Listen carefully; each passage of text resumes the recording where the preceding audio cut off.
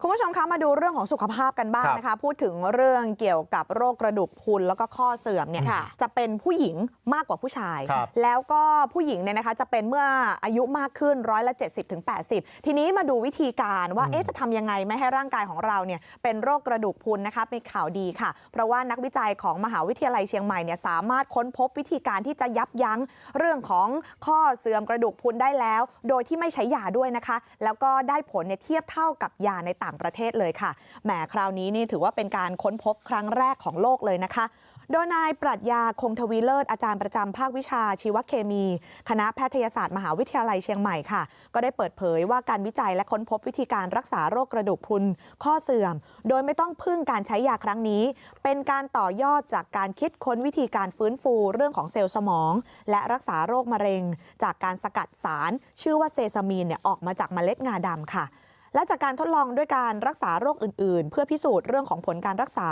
หรือฟื้นฟูสภาพร่างกายจากอาการเจ็บป่วยก็ทำให้ค้นพบในระดับที่ลึกลงไปนะคะว่าสารเซซามีนเนี่ยสามารถจะนำไปรักษาโรคกระดูกพรุนได้เป็นอย่างดีค่ะโดยการค้นพบครั้งนี้ถือว่าเป็นครั้งแรกของโลกก็ว่าได้เพราะยังไม่มีที่ไหนที่จะทดสอบแบบนี้แล้วก็ไม่มีที่ไหนที่จะนำมาพิสูจน์อย่างจริงจังมาก่อนนะคะขณะเดียวกันก็พบด้วยว่ากระดูกของมนุษย์มีอายุมากขึ้นก็จะเป็นโรคชนิดนี้โดยเฉพาะผู้หญิงค่ะมีโอกาสเป็นมากกว่าผู้ชายแล้วก็หญิงไทยเนี่ยเป็นโรคนี้สูงถึง70%ถึง 80%เมื่อเทียบในอัตราส่วนประชากร100คนนะคะจะพบหญิงที่เป็นโรคนี้กว่า10คนเชียวนะในอายุที่สูงขึ้นและนอกจากนี้นะคะก็ได้ทดสอบกับหญิงชาวบ้านรายหนึ่งในพื้นที่อำเภอสันทรายค่ะที่เป็นโรคกระดูกพรุนก็ปรากฏว่าหลังจากทานสารสกัดจากงาที่มีเซซามีนอยู่จำนวนมากเข้าไปแบบต่อเนื่องเนี่ยนะคะอาการดีขึ้นสามารถเดินได้เองขยับแขนขาอย่างคล่องแคล่วแล้วก็ไม่เจ็บปวดตามร่างกายเหมือนเมื่อก่อนค่ะ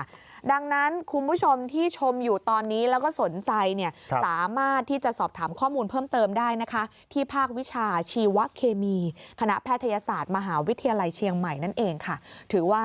เป็นการค้นพบครั้งแรกของโลกแล้วก็ที่สำคัญคือไม่ต้องใช้ยาแต่ได้ผลดีเทียบเท่ากับยาในต่างประเทศเลย